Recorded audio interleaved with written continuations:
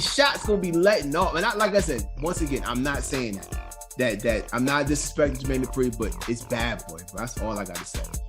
But all right, so listen. So I want to kind of go left on this because the reason why I brought up those two is because T.I. goes live after that, right? Now here's why I have a problem with T.I. In this live, I don't necessarily disagree with a lot of stuff that he was saying, but at the same time, I don't feel like it was a reason to bring it up. All right, we're in 2021,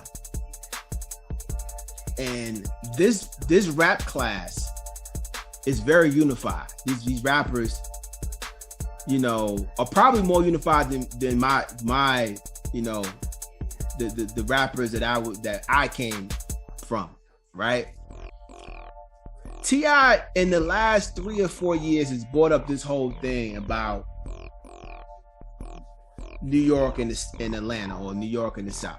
He keeps on bringing it up, right? And like I said earlier, I know New York gives you your behind the kiss. That's just, and he knows because he's been going up to New York probably since he was in, you know, maybe 9 or 10, right? So he knows that when you go to New York, no one's going to give you any type of respect until you can prove that you deserve that respect. They gonna always get on you. T.I. had to prove that. He had to prove his respect in New York, and he went up there every summer, right? But after on this live, he just keeps on bringing up, because you know 50 don't want to battle, right?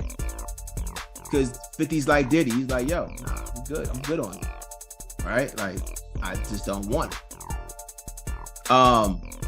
But the way T.I. is trying to make it seem like the reason why they are saying this because they think that New York is better than the South. That's the thing. I don't think it warrants a need to even do like that. That's just me. Yeah, he's been bringing this up for 3-4 years straight. He did it on a podcast when he had Goody Mob on there. He did it on another podcast when he had Fabulous on there. You know, and I'm like, yo, I want to get your thoughts on this because I feel like he's trying to divide. Like, bringing these things up, to me, it caused a division. You understand what I'm saying? Like, people, I don't feel like you should bring up the fact, you know, bring up like your feelings about, because no one nowhere in this live with Jermaine Dupri and Diddy, Diddy never said that the reason why he doesn't want to battle him is because he's better than him. It's like the South is beneath him. But in this live, he kept on. He was like, man, he said, y'all ain't gonna sit here and act like Atlanta ain't been running this thing all these years. There ain't gonna be none of that. There ain't gonna be none of that. There ain't gonna be none of that. Like, no one's saying that. Yeah, I don't think it warrants for T.I. to go in that type of space. But I mean, I think he might be trying to draw attention or trying to gain some momentum for his cause. But I don't think it warrants that. It needs to go there. But that's just me. But Troy, so you saw the live. Did you get, as far as like Diddy and Jermaine Dupri, did you get the whole thing about him feeling like the South is beneath him? No, I didn't pick up on that. You know, like, we know Verzuz is supposed to be like a celebration at the end of the day of careers, right. But like you said, you know, the New York demeanor first and foremost is, I'm better than you. I don't care what the situation is. So when the conversation is had, and even from a Jermaine Dupri and being from Atlanta, whatever, just the nature of what they do, it's always a competitive type thing. You know, I mean, they even went on to talk Heavy Brothers is brotherly love and all that. But nobody in this particular realm is gonna get on there and play all nice and everything like that. That's just how it's gonna go.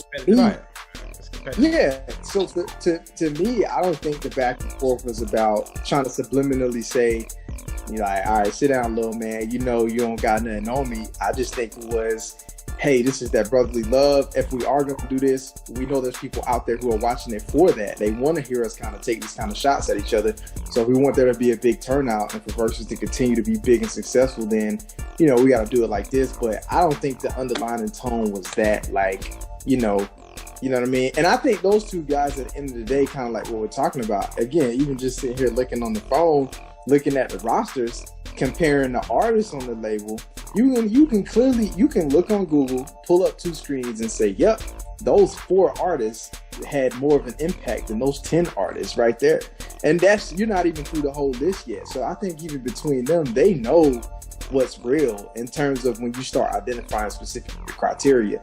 Who sold more, what artist is still relevant now, blah, blah, blah, blah, blah. They know realistically. So, I mean, but even knowing that, I don't think it was, you know, a malicious thing of, hey, pipe down, little man, you know what the deal is. It's just, we got to give the people a show.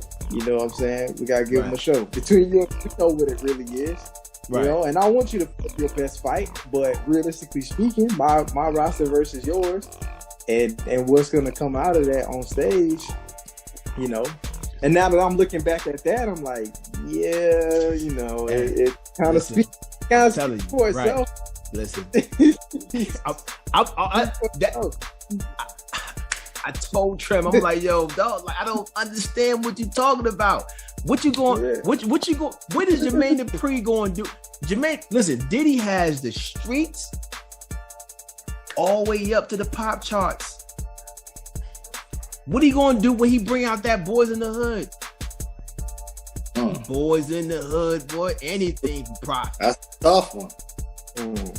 Come on, dog. That he got South. What are you going to do when he bring out that 8-ball MJG? Wait a minute. What did he do with 8-ball MJG? What? Bro, you can't be serious, bro. They was on Bad Boy South. Because they was on Bad Boy South. You didn't just ask that because they was on Bad Boy South, right? That's what it is. Dog, he resurrected 8-ball and MJG because they was on Bad Boy South. No. Diddy resurrected. What he do? Because it was on Bad Boy South. Right? Dog, hold up, Kenneth. What are you talking about, bro? Because it was on. Yes, they were on Bad Boy South. Oh my goodness. They were on. What, I'm trying to understand what you're talking about when you're talking about. Yes, because he was on Bad Boy. Yes, they were on Bad Boy South. I'm going for labels. Yes, Diddy has this. I will give you that. But what I'm talking about as far as producing hits. But no, what I'm saying that each one has done under their hand. All I'm saying is that Diddy didn't touch that album. What album? Produced it. What album? He didn't touch the 8-ball MJG album. Dog. He executive produced it. Dog, it's a lot. Dog, either way, like I said, that what are you going to do? The album was produced by Organized Noise. Diddy did not touch that album was produced by Organized Noise. That album was produced by Organized Noise? That album, yes, in my lifetime was produced by Organized Noise. Let's bring it up then. Please do it. Let's bring it up then. Let's see it. He said, please do it. Please do it. Let's see. Yeah, please do it. Let's see, 8-ball MJG. In my lifetime. It's not. I don't think that's the album we're talking about. But what album are you talking about? Let's see. Bro, they had a damn. I'm trying to think which album it was. No, we're talking about Living Legends. There you go. That's it. That's the one. We're talking about Living Legends. We ain't talking about that album. That's the one. That Living Legends is hard, bro. And that you don't want no drama when he come on, bro. You don't want drama. But come on, bro. That's what I'm trying to tell you, bro. So that's what I'm trying. That's what I'm trying. I don't. Well, when I'm looking at the album, because they don't have. When they did theirs, they didn't put like They didn't put like the what's the names on it. Well, we automatically gonna give it to Diddy because it was on that boy South on it. Yep. You talking about the producers for that? Yeah. Huh? That's a long list in there. Yeah. Diddy in there. And Diddy's name is on there. Okay, so what did he do? Man, well, my thing is I don't know because the way they have this out, the way they have it set up, I don't know who did what. But I'm gonna say this though. Hey, man, all you need to know is he had his hand somewhere involved in it, bro. Right. But all I'm saying is that he gonna go from the streets and he gonna bring it up to the pop charts. I don't think Jermaine Dupri had any street joints. I'm just saying. I don't think he got the street joints either. But I agree with you that. but going back to this conversation we having about South versus New York. All right. So Mark, Yo, what is your and you who's younger? I keep on forgetting who's younger. Troy's younger, right? bro. Yeah. Okay, got you. So Mark, what do you think? What's your thoughts about this? Because like I said, I don't feel like there is a reason why T.I. is bringing this up. Like, and he keeps on bringing it up. I promise you, I do your research. He's brought this up numerous times. Bro, T.I. just waiting for his turn, bro. He just want to get on there. That's all. I mean, I see he been trying his luck with 50 for a good little minute. He been 50 trying. Don't care about hip hop. I said 50 ain't entertaining that crap at all. I think T.I. just ready for his turn, and he just kind of jumping out there to see who's going to bite and come back. To me, it's just a strategy, man, just to see how he can work his way into getting into a versus with somebody, build up the hype, get the momentum going, and just make it.